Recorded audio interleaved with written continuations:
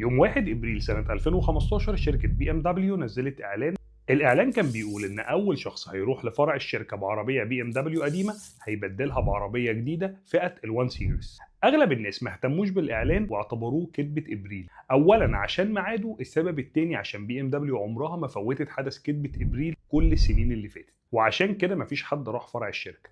بس المفاجاه ان في بنت راحت فرع الشركه بعربيه بي ام دبليو موديل قديم واتبدلت فعلا بعربيه جديده فئه ال1 سيريز، وطلع الاعلان حقيقي مش كذبه ابريل ولا حاجه. طب ما فكرتش تعرف ايه اصلا السر ورا كذبه ابريل؟ اقاويل بتقول في القرن ال16 في فرنسا اتغير التقويم للتقويم الميلادي وبقى يوم راس السنه في شهر يناير بدل شهر ابريل، بس بعض الناس فضلوا يحتفلوا براس السنه يوم 1 ابريل. ناس كتير بدات تتنمر عليهم وقالوا ان هم بيصدقوا كذبه ابريل. في القرن ال17 ادباء كتير وفنانين بداوا يروجوا للفكره، وتعرفت الفكرة كمان في انجلترا.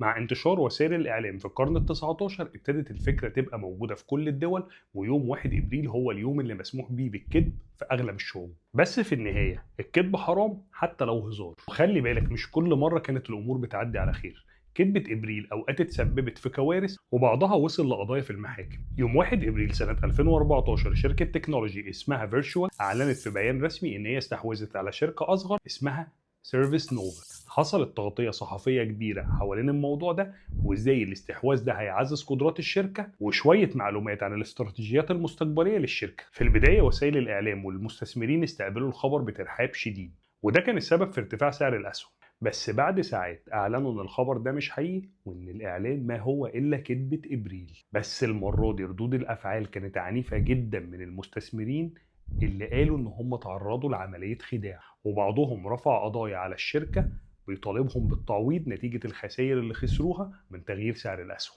وفي الآخر اتحكم لهم بتعويض من الشركة. سنة 2008 اتنين شباب اسمهم ديريك وماثيو قالوا إن هم لقوا جثة حيوان ذا بيج فوت الأسطوري المعروف بخطورته الشديدة في غابة من غابات جورجيا، وصوروا الجثة كدليل وحطوها على أكتر من موقع من مواقع السوشيال ميديا.